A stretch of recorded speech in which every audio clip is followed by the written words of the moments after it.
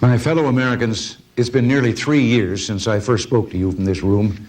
Together we've faced many difficult problems, and I've come to feel a special bond of kinship with each one of you. Tonight, I'm here for a different reason. I've come to a difficult personal decision as to whether or not I should seek re-election. When I first addressed you from here, our national defenses were dangerously weak. We had suffered humiliation in Iran, and at home we were adrift, possibly because of a failure here in Washington to trust the courage and character of you, the people. But worst of all, we were on the brink of economic collapse from years of government overindulgence and abusive overtaxation. Thus, I had to report that we were, quote, in the worst economic mess since the Great Depression, end quote. Inflation had risen to over 13% in 1979 and to 19% in March of 1980. Those back-to-back years of price explosions were the highest in more than 60 years. In the 5 years before I came here, taxes had actually doubled.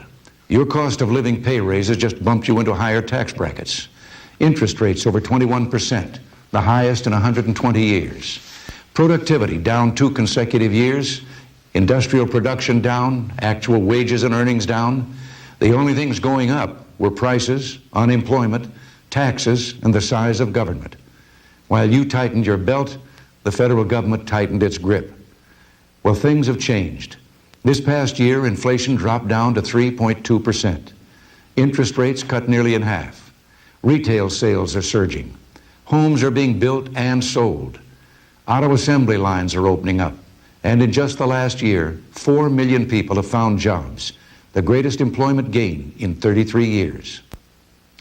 By beginning to rebuild our defenses, we have restored credible deterrence and can confidently seek a secure and lasting peace as well as a reduction in arms.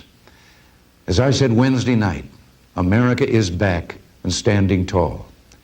We've begun to restore great American values, the dignity of work, the warmth of family, the strength of neighborhood, and the nourishment of human freedom. But our work is not finished.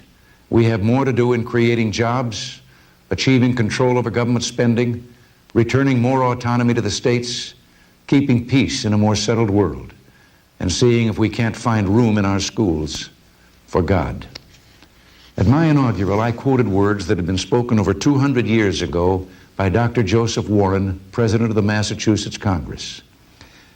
On you depend the fortunes of America, he told his fellow Americans. You are to decide the important question on which rests the happiness and liberty of millions yet unborn. And he added, act worthy of yourselves. Over these last 3 years, Nancy and I have been sustained by the way you, the real heroes of American democracy, have met Dr. Warren's challenge. You were magnificent as we pulled the nation through the long night of our national calamity. You have indeed acted worthy of yourselves.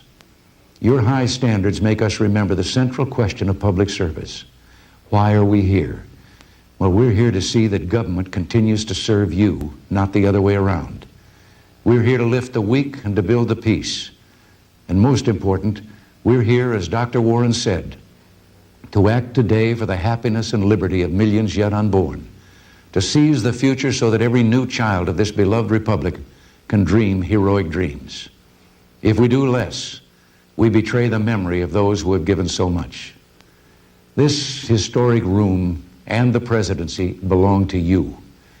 It is your right and responsibility every 4 years to give someone temporary custody of this office and of the institution of the presidency. You so honored me, and I'm grateful. Grateful and proud of what together we have accomplished. We have made a new beginning. Vice President Bush and I would like to have your continued support and cooperation in completing what we began 3 years ago. I am therefore announcing that I am a candidate and will seek re-election to the office I presently hold. Thank you for the trust you've placed in me. God bless you and good night.